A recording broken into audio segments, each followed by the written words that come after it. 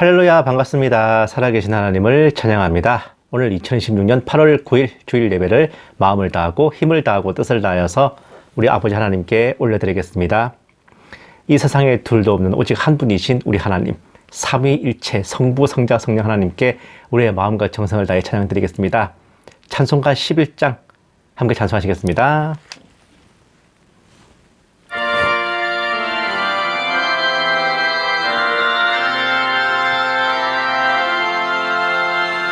홀로 한 분 하나님께 천하만민 경배하라. 만국 왕을 다스리고 온 세상 만민 기르신다. 만국 왕을 다스리고 온 세상 만민 기르신다. 독생 성자 예수님께 모든 죄인 회개하라. 세상 만민 구원하고 놀라운 은혜 베푸신다. 세상 만민 구원하고 놀라운 은혜 베푸신다.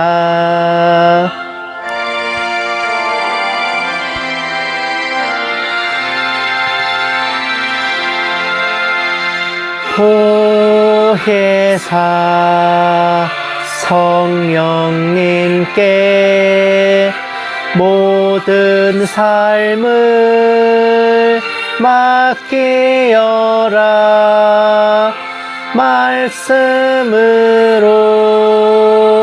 도우시고 죄악을 이길 힘 주신다. 말씀으로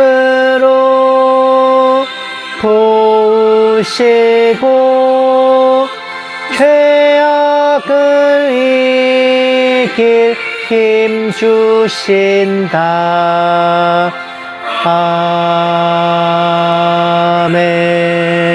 아멘.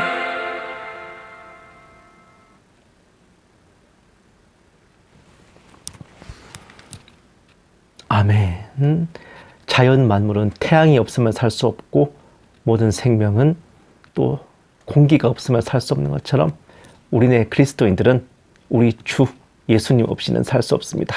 우리가 아무리 센 척 다 하고 있어도 주님의 은혜 없이 우리가 1분 1초도 살 수 없음을 알아야 할 것입니다. 찬송가 292장 함께 찬송하시겠습니다.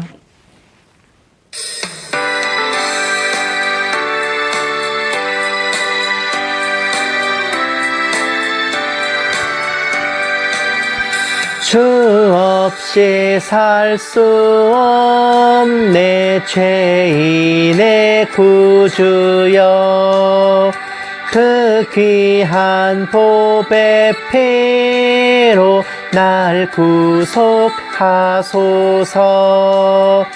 구주의 사랑으로 흘리신 보혈이 내 소망 나의 위로 내 영광 됩니다. 주 없이 살 수 없네. 나 혼자 못 서리. 힘없고 부족하며 지혜도 없도다. 내 주는 나의 생명 또 나의 내 힘이라. 주님을 의지하여 지혜를 얻으리. 주 없이 살 수 없네. 내 주는 아신다. 내 영의 깊은 간구 마음의 소원을 주밖에 나의 마음 네 알아주리요. 내 마음 위로하사 평온케 하시네.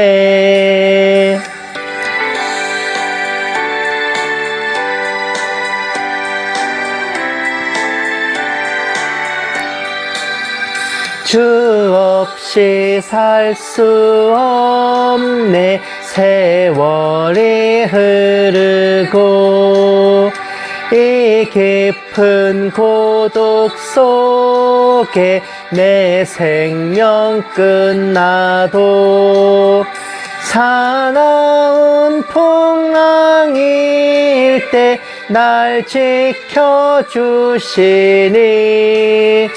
내 곁에 계신 주님 늘 힘이 됩니다. 아멘.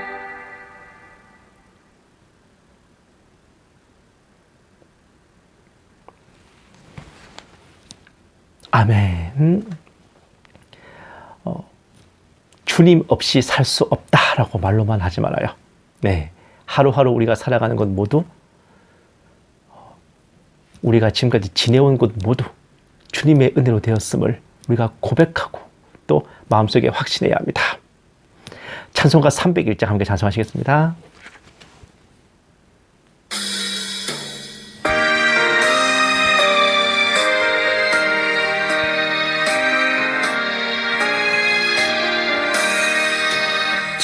지금까지 지내온 것 주의 크신 은혜라. 한이 없는 주의 사랑 어찌 이루 말하랴. 어깨나 주의 손이 항상 살펴주시고 모든 일을 주 안에서 형통하게 하시네. 몸도 맘도 연약하나 새 힘 받아 살았네. 물 붓듯이 부으시는 주의 은혜 족하다. 사랑 없는 거리에나 험한 산길 헤맬 때 주의 손을 굳게 잡고 찬송하며 가리라.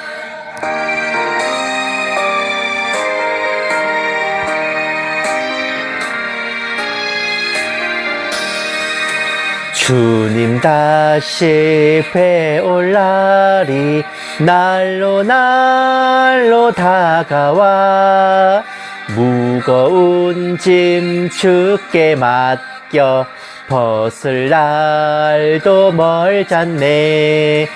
나를 위해 예비하신 고향 집에 돌아가 아버지의 품 안에서 영원토록 살리라.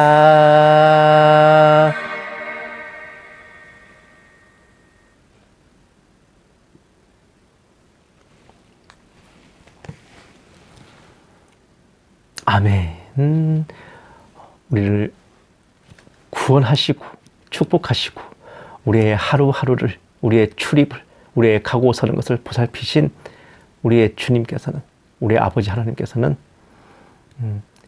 그 독생자 예수님을 보내셔서 우리의 죄를 대속하게 하시고 우리가 원래 치러야 될 죄값을 성자 하나님이신 예수님께서 대신 치르게 하셨으니 우리가 이 땅에 거저 사는 것이 아니라 예수님께서 주신 생명으로 살아가는 것이고 우리가 살아있는 게 아니라 우리 안에 그리스도께서 사신 것임을 기억하고 또 알고 믿고 고백해야 할 것입니다. 찬송가 321장 함께 찬송하시겠습니다.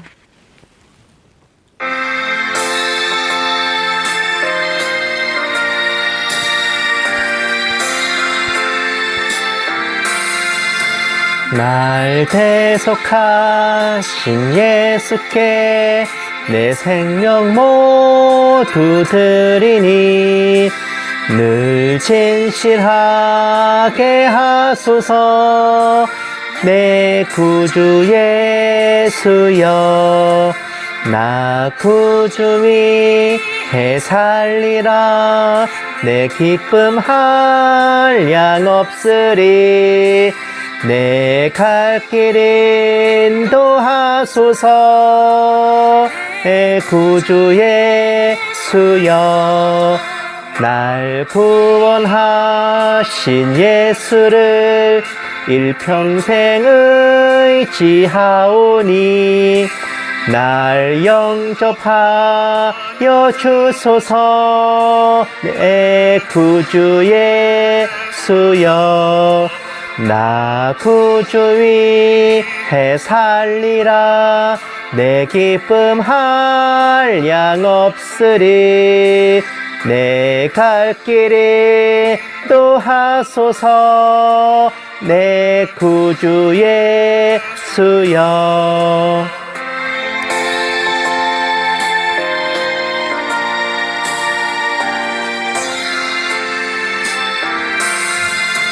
주 십자가에 달리사 날 자유하게 했으니 내 몸과 마음을 주 위해 다 쓰게 하소서.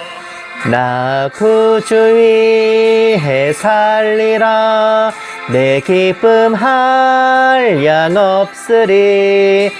내 갈 길 인도하소서.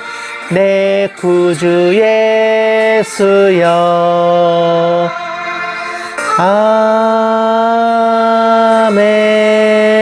아멘.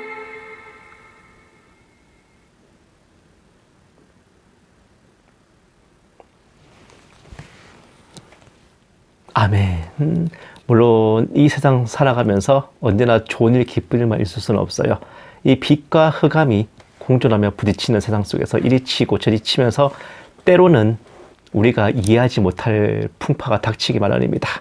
하지만 우리가 그런 시험 앞에 부딪혔을 때 주님 어디 계시냐고 좌절하지도 실족하지도 말고 그 와중에도 주님의 뜻을 찾고 또 언제나 우리를 올바른 뜻으로 이끄시는 주님을 믿고 붙들고 나가야 할 것입니다.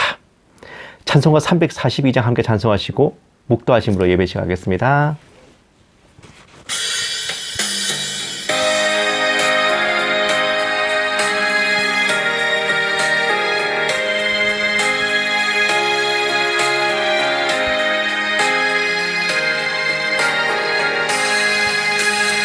너 시험을 당해 죄 짓지 말고 너 용기를 다해 곧 물리치라.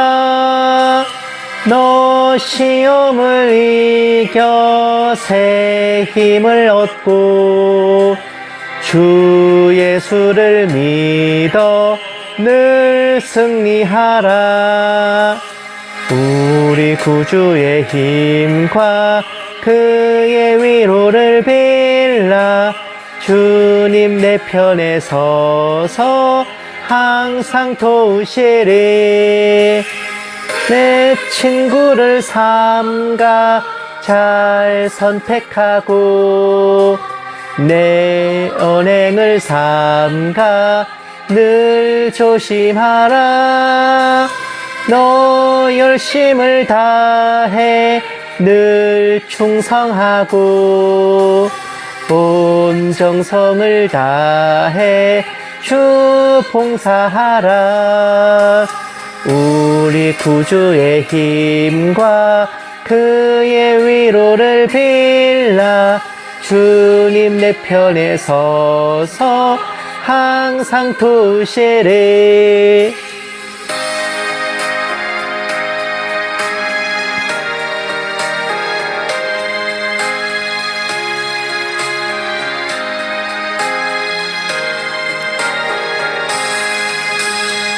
잘 이기는 자는 상 받으리니 너 낙심치 말고 늘 전진하라. 내 구세주 예수 힘 주시리니 주 예수를 믿어 늘 승리하라. 우리 구주의 힘과 그의 위로를 빌라. 주님 내 편에 서서 항상 도우시리.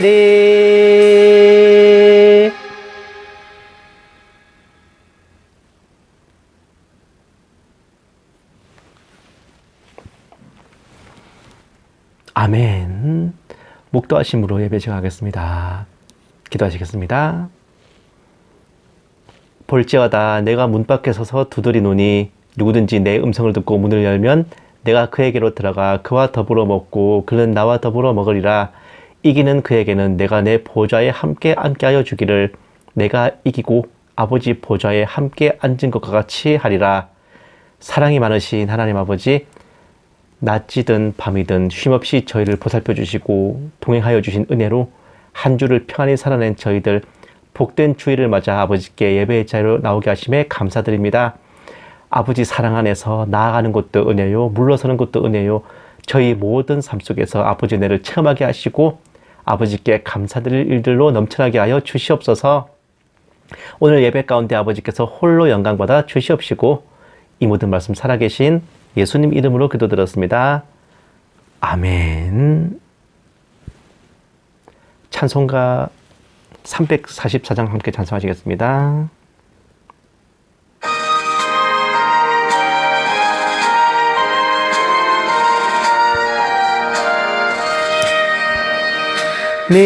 믿음으로 가리라.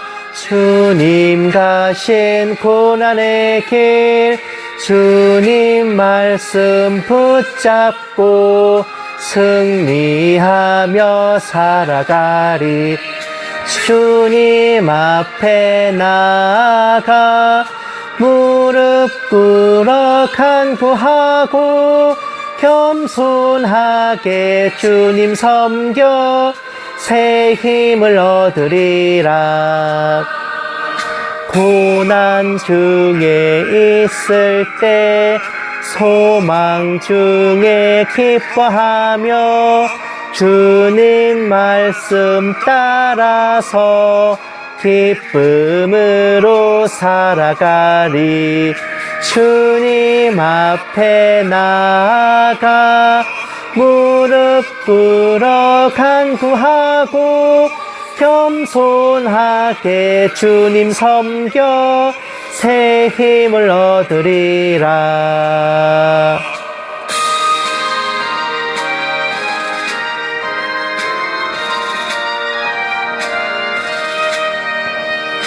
악한 세력 애워싸 큰 고난이 닥쳐와도 주님 말씀 붙잡고 권능으로 물리치리.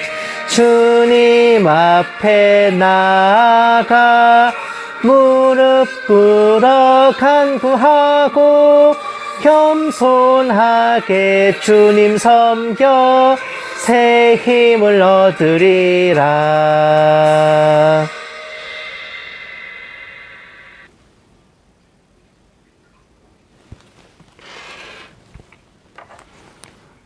아멘. 성시 교독하시겠습니다. 교독문은 51번 시편 118편입니다. 교독문 51번 시편 118편. 다 찾으신 줄 알고 함께 받들어 읽겠습니다. 여호와께 감사하라. 그는 선하시며 그의 인자하심이 영원하미로다. 이제 이스라엘은 말하기를 그의 인자하심이 영원하다 할지로다. 이제 아론의 집은 말하기를 그의 인자하심이 영원하다 할지로다. 이제 여호와를 경외하는 자는 말하기를 그의 인자하심이 영원하다 할지로다. 내가 고통 중에 여호와께 부르짖었더니 여호와께서 응답하시고 나를 넓은 곳에 세우셨도다. 여호와는 내 편이시라. 내가 두려워하지 아니하리니 사람이 내게 어찌할까. 여호와께서 내 편이 되사 나를 돕는 자들 중에 계시니 그러므로 나를 미워한 자들에게 보응하시는 것을 내가 보리로다. 여호와께 피하는 것이 사람을 신뢰하는 것보다 나으며 여호와께 피하는 것이 고관들을 신뢰하는 것보다 낫도다. 뭇 나라가 나를 애워쌌으니 내가 여호와의 이름으로 그들을 끊으리로다. 너는 나를 밀쳐 넘어뜨리라 하였으나 여호와께서는 나를 도우셨도다. 여호와는 나의 능력과 찬송이시오 또 나의 구원이 되셨도다. 아멘. 사도신경으로 신앙 고백하시겠습니다. 전능하사 천지를 만드신 하나님 아버지를 내가 믿사오며 그 외아들 우리 주 예수 그리스도를 믿사오니 이는 성령으로 잉태하사 동정녀 마리아에게 나시고 본디오 빌라도에게 고난을 받으사 십자가에 못 박혀 죽으시고 장사한 지 사흘 만에 죽은 자 가운데서 다시 살아나시며 하늘에 오르사 전능하신 하나님 우편에 앉아 계시다가 저리로서 산자와 죽은 자를 심판하러 오시리라. 성령을 믿사오며 거룩한 공회와 성도가 서로 교통하는 것과 죄를 사하여 주시는 것과 몸이 다시 사는 것과 영원히 사는 것을 믿사옵나이다. 아멘. 기도하시겠습니다. 사랑이 많으신 하나님 아버지, 세상을 창조하시기 전에 저희를 먼저 택하셨고 저희가 태어나기도 전에 먼저 구원하셨으며 저희가 영접하기 전에 먼저 사랑하셨으니 헤아릴 수 없는 크고 놀라운 아버지 은혜에 저희 마음과 영혼을 다하여 찬양과 경배를 또 존귀와 영광을 올려드립니다. 이 세상 천하 만물 가운데 저희 의지할 곳 없사옵고 오직 아버지만을 의지하오며 저희를 구원받게 하실 이름이 오직 주님뿐이오니 은혜로 구원받은 저희들 살아도 영광 죽어도 영광이 없고 이 생과 내 생에 아버지와 함께 살며 영원 무궁 세세토록 찬양하기를 원합니다. 은혜로우신 아버지 하나님, 이 험한 세상 살아가는 동안 삿된 미혹과 부당한 비난이 날아들 때 많사오나 저희 중심을 지켜 말씀 위에 바로 서게 하시고 옳고 그름과 허와 실을 밝히 분별하여 헛되이 힘과 시간을 낭비하지 않고 주님의 영광을 위해서만 흔들림 없이 나아가게 하여 주시옵소서. 확실히 믿사옵기는 주님의 보혈이 저희 죄를 사하여 싸우니 주님을 영접한 저희를 그 누가 정죄하며 죄인이라 비난할 수 있겠습니까? 다만 저희 또한 탕감받은 빚진 자여 용서받은 죄인임을 잊지 않고 먼저는 아버지 앞에 겸손히 엎드리고 형제 자매들과 세상 사람들과 더불어 화평한 저희들 모두 되게 하여 주시옵소서. 이 작은 종에게도 성령으로 충만하게 하시고 은사를 더하여 주셔서 한마디도 허탄한 말이나 거짓으로 미혹하지 않게 하시고 오직 기록된 성경 말씀에 어긋남이 없게 하여 주시옵소서. 감사드리오며 이 모든 말씀을 살아계신 우리 주 예수 그리스도의 이름으로 간절히 기도드리옵나이다. 아멘. 오늘 하나님께서 우리에게 주신 말씀은 누가복음 17장 3, 4절 말씀입니다.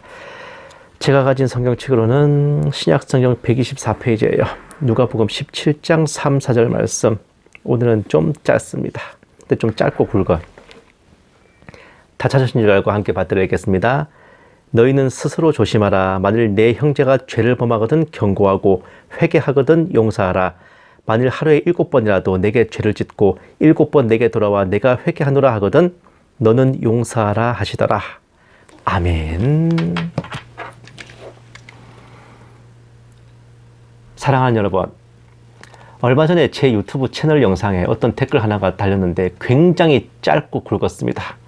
제가 그 가짜 유대인설의 허와실, 아마 스피카 스튜디오를 분별하는 영상 중에 하나 있어요. 거기에 대해서 설명하는 내용이었는데 그 댓글 내용이 뭐였냐? 무슨 개소리야, 이 구역질 나는 예수쟁이 새끼야. 구역질 나는 이 예수쟁이 새끼라고? 참 밑도 끝도 없는 멘트였어요. 아니 이 새끼가 나를 언제 봤다고 이렇게 욕을 하지? 보자마자 제가 어처구니가 없으면서도 처음 딱 들었던 생각이 뭐였냐? 아니 이러면은 뭐 내가 어디 그래도 하나님은 당신을 사랑하십니다 뭐 이런 데다 할 줄 아냐고. 부디 니놈은 인생 살면서 실수로 예수 믿는 일 없길 바란다. 제발 실수로 예수 믿지 마라. 아무래도 네 장래 희망이 불못 뗄감인 것 같으니까 미리미리 유황 불가마 찜질방 좀 많이 다녀놔라. 미리 적응해야 되지 않겠냐 라는 생각을 제가 했거든요. 왜? 주의 종인 목사가 이렇게 말하니까 좀 이상합니까? 그런데 제가 이런 독한 마음을 먹게 된 데는 그럴 만한 좀 이유가 있어요. 주일학교 시절에 제가 존경했던 목사님께서 이제 설교 시간에 주님과 성경, 교회와 기독교에 대해 온갖 모욕을 하는 악플에 대해서 어떤 기독교인이 그래도 하나님은 당신을 사랑하십니다라고 답글을 달았다는 그 예화를 말씀하시면서 절대로 이런 호구 같은 짓 하지 말라고 가르치셨던 게 제가 뇌리에 박혔어요. 그거 절대 옳은 게 아니다. 그거 사랑 아니다. 라는 겁니다. 생각해보면요. 아니, 생각해보면 그렇잖아요. 그런 게. 대체 사람을 뭘로 보고 그런 모욕과 폐악을 부려요? 그리스도인이면 뭐? 그런 걸 생짜로 참고 넘겨야 될 의무가 있다는 겁니까? 제 개인적으로 가장 등신 같은 말 중에 하나가 뭐냐? 나를 모욕하는 건 참아도 누구누구를 모욕하는 건 참을 수 없어. 예. 통상 그 누구누구가 뭐냐? 그 사람이 소중히 여기는 누군가겠죠? 그런데 이걸 아셔야 돼요. 나한테 나라들은 모욕을 참았기 때문에 그 사람한테도 모욕을 하는 겁니다. 내가 소중히 여기는 사람한테도 모욕하는 거야. 나를 모욕하는 걸 참지 않았다면 내가 소중히 여기는 그 사람도 모욕당하지 않았겠죠. 왜? 내 선에서 그 인간 입을 닥치게 했을 테니까. 나를 모욕하는 것도 못 참겠는데 누구누구를 모욕하는 건 더 용서할 수 없다가 돼야 되잖아요. 근데 이상하게도 그리스도인들은 정반대로 하는 경우가 참 많습니다. 사랑하는 여러분, 해리포터는 호그와트 마법학교를 나왔는데 우리네 그리스도인들은 호구와트 마법학교를 나왔나 봐. 가끔 보면 어안이 벙벙할 측은지심과 용서의 내공을 발휘하곤 해요. 제가 얼마 전에 이제 연구를 하다가 우연히 만몽개척단 피해자들에 대한 추모와 그들의 희생을 기억하자라는 교계 언론 기사를 봤거든요. 소련군과 중국인들의 공격에 죽고 다치며 고생한 일본인 만몽개척단 사람들의 비극적인 이야기들을 늘어놓으면서 가슴 아파하는 내용이었는데 저는 뒷목 잡았습니다. 왜냐? 그 만몽개척단이 뭐냐? 일제시대 때 일본이요, 자기들이 침략한 만주 몽골 일대의 식민지를 개척하기 위해 파견한 무장이민단입니다. 그들은 현지 중국인 몽골인 주민들을 갈아버리고 그 땅을 빼앗아 정착한 것도 모자라 일본군을 도와서 보조병력으로 활약했어요. 일제치하 우리 민족의 크나큰 비극인 경신참변, 일명 간도참변이라 불리는 그 사건의 장본인들입니다. 봉오동 전투, 청산리 전투에서 패한 일본군이 간도 일대에 우리 동포들한테 보복을 했어요. 수천 명이 잔혹하게 죽고 마을은 초토화되고 특히 이것들이 교회와 성도들을 집요하게 파괴하고 학살했습니다. 지금도 그 전모가 다 밝혀지지 않았어요. 얼마나 희생됐을지 아직 다 안 밝혀졌어요. 일본 측에서도 제대로 인정하지 않고 사죄하지도 않은 참극입니다. 그런데 그 폐악질의 가해자들은 만몽개척단들이 일제가 패망하면서 소련군과 중국인들한테 보복당해 죽어나가자 불쌍하다고 추모하자고 그들도 피해자라고 하는 겁니까 지금? 저는요, 그 인간들 최소 8만 명에서 최대 20만 명까지 그렇게 버러지처럼 죽어나갔다는 기록을 보면서 아멘 할렐루야, 주님의 공의의 심판이 이루어졌다, 너무 통쾌했는데 나는. 일본군을 도와서 우리 동포와 성도들을 학살한 자들의 비극이 그렇게나 가슴 아프다는 그 무슨 착한 기독교인들, 그럼 일본 제국이 패망하지 말고 내내 강성할까? 내내 우리나라와 만주를 지배했어야 옳다는 겁니까? 그거는 피해자가 아니라 심판받은 가해자라고 하는 겁니다. 사랑도 이 정도면 병이라고 할 만한데 또 있어. 말로도 다 못할 악질적인 막장 부모를 둔 사람이 자신의 부모를 용서해야 되나 고뇌하는, 그래도 아주 믿음 좋고 신실한 분께서 주님께서도 십자가에 달리실 때 자신을 못 박으라고 외치던 이들과 로마 병정들을 용서하셨어요 라고 은혜로운 댓글 달더라고. 제가 이건 인스타였는데 제가 그 사람한테 제가 진짜 샤우팅 날렸습니다. 정신 차리라고. 여러분 생각은 어때요? 어떻습니까? 사랑하는 여러분, 한 가지 예화를 더 들겠어요. 일본의 아주 드문 기독교인 유명 작가의 쌍벽이 엔도 슈사쿠하고 또 미우라 아야코 선생인데, 이 미우라 아야코 선생은 빙점이라는 대작으로 베스트셀러가 됐어요. 국내에도 아주 유명합니다. 근데 이분이 쓴 명작으로, 또 하나의 명작으로 양치는 언덕이라는 소설이 있어요. 읽어보신 분들 들어 있으실 거야. 이게 홋카이도 삿포로 지역을 배경으로 하는 소설인데, 이게 목사의 딸 나오미를 주인공으로 그녀의 결혼과 이후 가정사를 소재로 한 작품입니다. 근데 이 나오미는 여고 동창 교코의 오빠인 료이치랑 결혼하는데, 문제는 이 남편이 견적 안 나오는 희대의 막장 남편이라고. 동생 친구인 나오미를 죽자 살자 쫓아다니다가 사귀게 됐고, 자기가 아프다며 병간호를 부탁해 불러놓고 겁탈을 합니다. 이거 완전 이거 암논이요, 이거. 암논, 압살롬의 형. 그래놓고 결혼에 꼴이네요. 근데 그러고서 불과 몇 달 만에 다시 술에 쩔고 기집질 해대고, 아내에게는 가정폭력의 의처증까지. 진심으로 종합 선물 세트 쓰레기라고요. 그럴 타선이 없는 완벽한 쓰레기였어요. 뭣도 모르고 나도 한 사람쯤은 사랑할 수 있어요 라면서 료이치와 결혼하려는 나오미에게 목사인 아버지는 사랑은 항상 용서하는 거란다 라고 했는데, 결국 하다하다 잿더리까지 던져가지고 자신의 이마를 깨는 잿더리로 헤드샷. 그런 남편의 폭력에 도저히 못 견뎌가지고 그를 버리고 친정에 와버립니다. 얼마 후에 남편은 폐병 환자가 돼가지고 나오미를 찾아왔어. 무슨 낯짝을 들고 기어왔냐며 샤우팅을 날리는 그 딸을 꾸짖으면서 친정 부모는 사위를 받아들여 간병 요양까지 해줍니다. 원래 화가였던 료이치는 처댁에서 요양하면서 그림 그린다면서 뭔가 분주했어요. 나오미는 그런 글을 째려보고만 있었는데, 마지막으로 한 번만 만나달라는 전 여친에게 이별 통보하러 갔다가 수면제를 탄 술을 마시고 돌아오다가 길거리에 쓰러졌어. 그때가 겨울이라서 동사해버립니다. 얼어 죽어요. 근데 그의 장례식에서 그 사람이 그린 유작, 그림이 공개됐는데, 주님께서 못 박히신 십자가 옆에서 무릎을 꿇고 있는 자신의 모습을 그린 작품이었습니다. 이걸 보면서 나오미의 부모는 내 사위가 회개했습니다 하며 성도들과 함께 눈물 콧물 짜고 있어요. 아주 감동의 도가니탕이래. 나오미는 남편을 용서하지 못했어요. 내가 나쁜 여자입니다 하면서 자신을 자책하면서 우는 걸로 끝나는 그런 결말이야. 참 보기에는 매우 감동적이면서 유명한 신앙소설이자 기독교 소설이거든요. 그런데 사랑하는 여러분, 그런데 왜 저는 이 소설의 감동을 1도 못 받았을까? 보는 내내 참 어처구니 없는 가스라이팅을 한다는 생각이 들었거든요.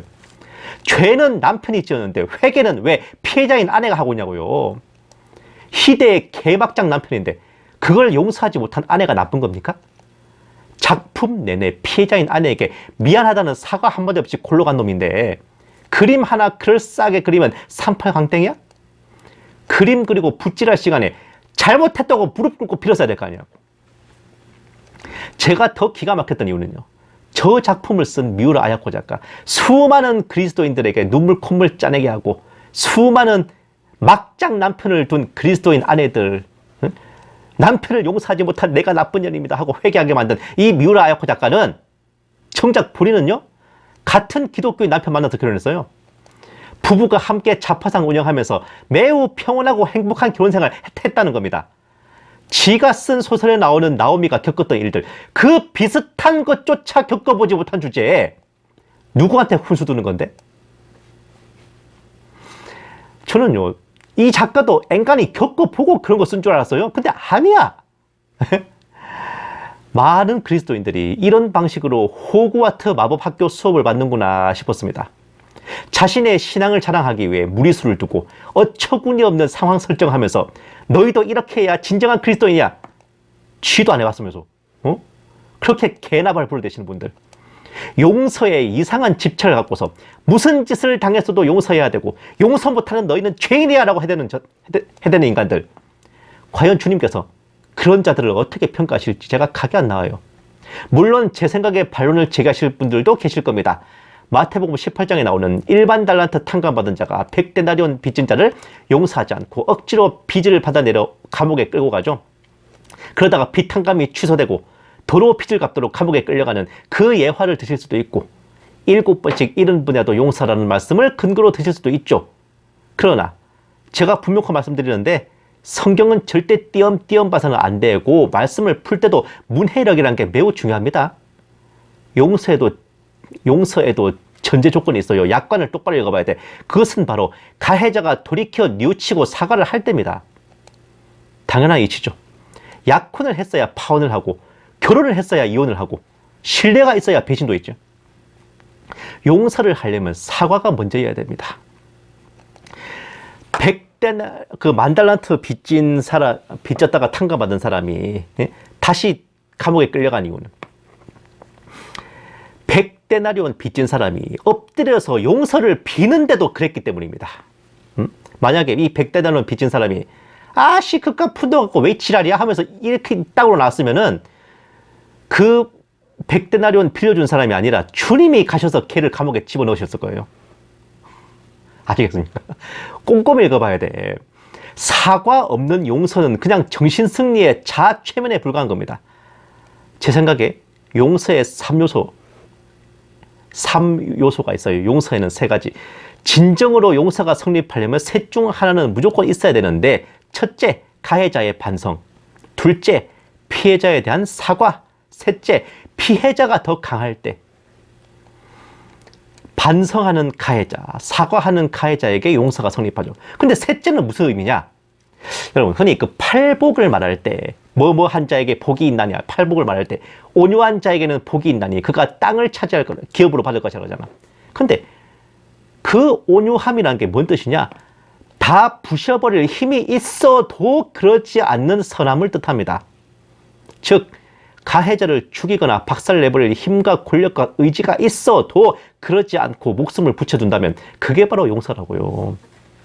그런데 3가지 중에 하나도 없다. 그러면 용서 자체가 성립이 안 되는 거예요. 애초에 내가 힘이 없어.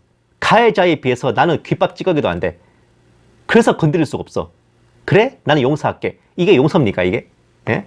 이게 뭐가 용서야? 그냥 힘이 없어서 못 건드리는 거지. 또 반성과 사죄 없는 자에게 용서를 남발하는 것도 죄예요. 김정은과 시진핑을 위해 기도하는 자들이 주님을 노하시게 하는 것처럼요. 자신이 잘못한 줄도 모르는 자들에게 용서는 아무 의미 없는 겁니다. 성도는 호구 등신이 아니야. 그렇게 돼서도 안 된다고요. 자신의 가치를 내리깎지 말고 용서를 못한다 해서 믿음이 부족한가, 내가 자아가 강한가 자책할 필요도 없어요. 용서가 안 된다? 그만큼 당신이 험한 피해를 당한 겁니다. 가해자가 그만큼 악랄한 거야. 그래서 용서가 안 되는 겁니다. 용서가 안 되는 건 용서를 안 하는 게 맞아요. 내가 원통한 일 당했을 때 주님께서도 분노하신다고 그 가해자를 향해 칼을 갈고 계시는데 주님보다도 선하고 착해지시겠습니까? 내 심령에 성령님이 내주하여 계신데 내가 그 사람 용서 못하는 거 성령님이 용서 못하시기 때문이라는 생각은 안 하시는 거예요? 시편 109편에 보면 다윗이 자신을 적대한 가해자들에게 살벌한 저주를 퍼붓습니다. 그 사람의 수명을 줄이고 직분을 빼앗기고 자녀는 고아가 되고 아내는 과부가 되고 자녀들은 거지가 되고 사채업자들한테 소유를 다 빼앗기게 달라고 참 디테일하게도 저주를 해요. 그런데 주님께서는 그런 다윗을 책망하십니까? 아니잖아. 다윗이 그것을 스스로 하지 않고 주님께 맡긴 걸 칭찬하셨지. 사랑하는 여러분, 그리스도인들을 향한 세상의 부당한 논리에 말려들 필요가 없어요. 용서 못하는 거 나쁜 게 아닙니다. 나쁜 짓을 한 놈이 나쁜 거예요. 나쁜 짓을 하고도 반성하지도 않고 빌지도 않는 놈들은 용서받을 자격도 용서해줄 이유도 없는 겁니다. 무릎을 꿇을 때나 용서하되 악행에 분개하는 것은 공의예요. 피해를 당한 사람이 용서하지 못한다고 그를 죄인 취급하는 것은 주객이 전도된 2차 가해에 불과합니다. 그것 자체가 또 하나의 또 죄예요. 다시 말하지만 하나님보다 선해질 생각 말고 사람이면 사람답게 살아. 사람이 사람답지 못한 걸 죄라 그런다고요. 십자가 현장에서도 주님이 용서하셨기에 악한 무리들이 그 자리에서 급사를 맞지 않고 목숨을 부지했지만 결국 그들도 회개하지 않고 영접하지 않으면 결말은 뭡니까? 다 불못 뗄감 아니야? 이것도 어디 주님이 속이 좁아 용서하지 못하신 겁니까? 헤롯과는 말도 섞지 않고 빌라도에게는 진리를 설명해 주지 않으셨지. 진리가 무엇이냐? 주님의 대답은 이거잖아요. 이게 주님이 너무하신 겁니까, 이게? 쇼킹하지만 훗날 우리가 신령한 육체를 입고 주님과 온전히 한마음이 되는 날에는 우리에게 그런 어처구니 없는 거짓 용서와 거짓 사랑 따위 일도 없어요. 이사야서 마지막 구절에 나옵니다. 불못에 떨어진 죄인들 보면서 성도들은 가증함을 느낄 뿐입니다. 저 새끼들 꼴 좋다. 암철해야지. 응? 꽃이다. 라고만 느낀단 말입니다. 우리가 주님과 한마음이 됐을 때 우리는 옳은 것을 옳다 하고 그런 것을 그러다 하며 허와 실을 분별할 뿐이지 호그와트 마법 학교 학생이 돼서는 안 된다고요. 무례함 가운데 나를 방치하지 말아요. 주님과 진리와 교회를 모욕한 자들에게 종중이 예를 갖추는 것은 주님에 대한 불경함이라는 걸 아셔야 됩니다. 세상 어느 종놈이 자기 주인을 욕한 자를 종중이 대해요. 그리고 어떤 주인이 그런 종을 잘했다 하겠습니까? 끌려가서 멍석말이 안 당하면 다행이에요. 하나님의 은혜로 창세전에 예정되어 사랑받기 위해 태어났을 뿐만 아니라 존중받기에도 합당한 우리들이기에 세상 논리와 무례함에 질질 끌어다니지 말고 세상을 이기고 세상이 감히 건드리지 못하는 예리한 칼날이기를 우리가 두려워서 우리를 두려워해서 감히 주님을 업신여기지 못하는 그러한 강한 군사로 바로 서는 저와 여러분 모두가 다 되시기만을 주님의 이름으로 간절히 축원합니다. 기도하시겠습니다. 살아계신 하나님 아버지, 사랑과 용서가 비록 소중하나 모든 것을 이치에 맞게 하고 무분별하게 저희 마음을 낭비하지 말아야 함을 새롭게 깨달아 마음에 새겼습니다. 마귀와 세상의 부당한 참소에 귀 기울이거나 휘둘리지 아니하고 참 성도의 자존감을 바로 세워 주님만을 바라보고 말씀 위에 바로 서서 흔들림이 없게 하여 주시옵소서. 감사드리며 이 모든 말씀 살아계신 우리 주 예수님 이름으로 기도드렸습니다. 아멘. 마라나타 연구소는 언제나 주일 오전 9시에서 9시 반 사이에 함께 예배를 드리고 오후에는 설교 방송 올려드립니다.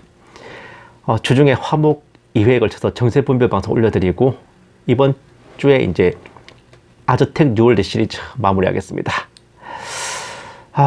오늘 말씀 조금 쇼킹하다 그죠? 그동안 알고 계셨던 상식과 살짝 다른 얘기일 겁니다. 그런데 제가 모두가 A를 말할 때 저 혼자 B를 말하고 모두가 Yes를 말할 때 저 혼자 No를 말하는 것은 그래도 제가 뭔가 조금 더 알기 때문입니다. 용서와 사랑은 고장난 수도꼭지에서 흐르는 물처럼 남발하고 낭비되는 게 아니에요. 네. 우리가 주님 앞에 회개했으니까 주님 우리 구원해 주신 거잖아요. 사과를 안 하는데 용서를 어떻게 합니까? 이거는 이치적으로도 안 되는 거예요. 누군가를 믿어주지 않고 계속 저놈은 언젠가는 사고 칠 거야 하면서 의심만 해놓고 그 사람이 진짜로 사고를 치니까 왜 나를 배신하냐? 아니 신뢰가 있어야 배신도 있지. 네가 나를 믿어준 적이 없는데 내가 어떻게 너를 배신을 해요? 안 그렇습니까? 반성 없고 뉘우침 없는 자에게는 용서를 하면 안 되는 게 맞습니다. 회개도 없고 반성도 없는데 사과도 안 하는데 용서를 한다? 이거는 용서가 아니라 정신승리, 자아최면 혹은 그것 자체가 또 하나의 죄입니다. 왜? 주님께서도 회개를 받고 용서해 주시는데 우리가 사과도 안 받고 용서해 주면 이거는 우리가 주님보다 더 선해지려고 하는 거잖아요. 그거 자체가 괘씸죄입니다. 우리가 누군가를 용서 못하는 건 뭔가 계속 응어리에 남고 이러는 거. 우리가 자아가 안 죽고 우리가 악해서 그런 게 아니라요. 그만큼 우리 안에 우리가 못된 짓을 당하고 몹쓸 짓을 당하고 그만큼 우리 안에 비수가 꽂혔기 때문에 그런 겁니다. 그러니까 우리가 누군가를 향해서 용서를 못하는 것은 그 가해자가 그만큼 쓰레기이기 때문에 그런 거예요. 간단한 겁니다. 그리고 우리가 충분히 사과를 못 받았기 때문에 그런 것도 있어요. 그 가해자가 충분히 벌을 안 받았기 때문에 우리가 용서 못하는 것도 있습니다. 그런데 왜 그 나쁜 짓 한 사람은 제껴놓고 그 나쁜 짓을 당한 사람이 용서하지 못한다고 그 사람을 데려 죄인 취급하냐고요. 이러니까 마치 자기가 되게 깨어있고 믿음 좋은 그리스도인 척하면서 이렇게 하는 인간들, 이런 인간들 때문에 우리 성도들이 호그와트 마법학교 동기생들이 되는 거예요. 비둘기처럼 순결하되 뱀처럼 지혜로우라고 했죠. 언제 그렇게 세상 앞에 호구 등신대라 그랬습니까? 아니요. 나를 모욕하는 건 참아도 뭐 주님을 욕하는 건 못 참는다고? 웃긴 소리 하지 마세요. 나를 모욕하는 사람의 입을 찢어버려야 그놈이 주님을 욕 못하는 겁니다. 아니, 생각해보세요. 성문 지키는 경비대가 적군이 쳐들어오는데 지키지도 않고 성문 열어주면서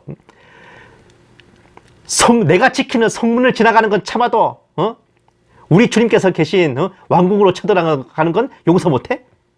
말이 되는 개소리야 이게. 내가 지키는 성문을 못 지나가게 막았어야 되는 거잖아요. 안 그렇습니까? 나한테 퍼부어지는 모욕을 참았기 때문에 그 가해자가 더 간때가 붙는 것이고 그 사람을 우리가 더 배려 놓는 걸 수도 있어요. 내가 용서 못하는 거, 내가 사랑하지 못하는 거, 내가 죄인이라 그런가? 아니요. 우리 주님, 우리 심령 안에 내주에 계신 성령님께서 죄는 용서해서는 안 될 놈이다. 죄는 아직 용서하지 마라. 용서할 때가 아니다. 라고 우리를 주관하고 계신 게 아닌지 어찌하겠습니까? 그러니까 결국 뭐냐? 우리 안에 계신 성령님께서 우리의 심령과 또 삶을 바른 곳으로 이끌어 주실 거라는 걸 믿고 우리 마음이 가는 대로 하면 되는 겁니다. 그 누구도 피해자에게 용서를 강요할 수 없기 때문에 여러분들도 정말 스스로를 자책하지 말고 자존감을 세우시라고요. 누구 말에 휘둘리지 말고. 누군가가 나한테 개소리를 짓거리면요, 내가 뭔가 실수했나? 라고 끙끙 앓지 말고, 아니 이 새끼가 라고 하는 게 차라리 우리의 마음을 지키는 길입니다. 아시겠죠? 야, 이건 진짜 실전 노하우다 정말. 이 무더운 가운데 여러분들 정말 고생 많으십니다. 아무쪼록 이 여름이 지나갈 때까지 서로의 몸 건강, 마음 건강 위해서 중보해 주셨으면 합니다. 찬송가 346장 함께 찬송하시고 축도로 예배 마치겠습니다.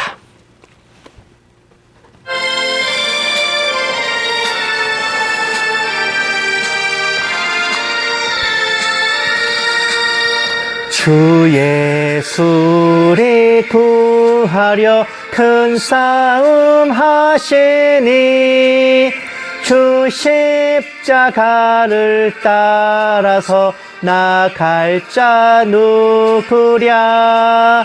큰 환난 핍박 당하고 또 고통 많으나 제 십자가를 지고서 늘 참느니로다.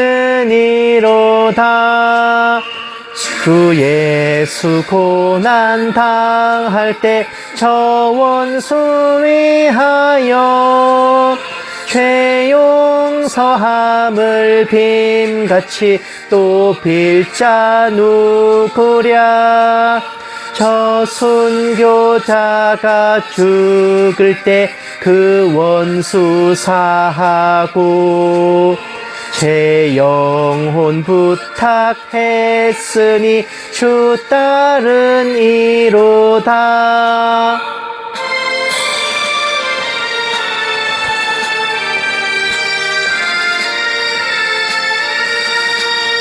저 택함 받은 사도들 주 성령 받은 후 큰 환난 고통 당할 때 다 참고 이겼네. 그 험한 고난 넘어서 저 천성 갔으니 주 예수 믿는 우리도 본받게 하소서. 아멘.